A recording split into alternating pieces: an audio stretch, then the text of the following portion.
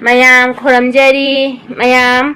good evening aina han haijare asiki iche Rebita gi video asida kari ashoba yaudana makhada mayamna bet ka mini pirakliba no mina shoy khare lan khare na shangdok chara matung da shu mayamna bet ka men piba tokte miti ama oiraga miti bu ashu khandana khanbo pirakliba noi she miti ni ko miti masangak tani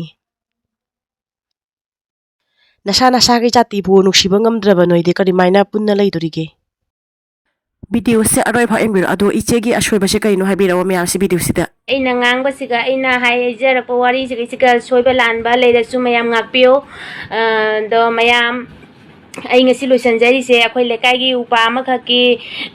hayeng mita titi pija doria ba upa ama gi mita titi pija doi do lekai gi nina hijang na pi sem ba khotpa hawai jongai man ba khotpa mathau taina do adudugi akhoi mau ahumari chapina thabang nomba jakya ne loisalini aba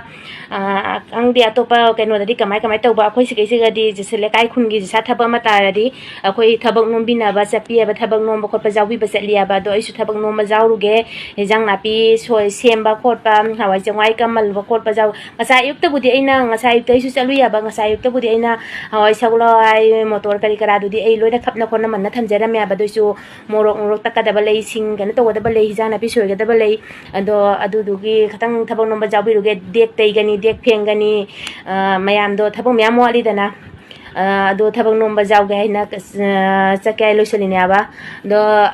mita tithi haina akhoi sigadi hainai do mita tithi haiba se chumira lari la khangde asta sengma mita tithi ka upura mita tithi haina bara engonda comment da khangalo ba akhoi mitai ronna mita tithi haina bara odi di khangjade akhoi sigadi mita tithi haiba ge su mita tithi haijabani aba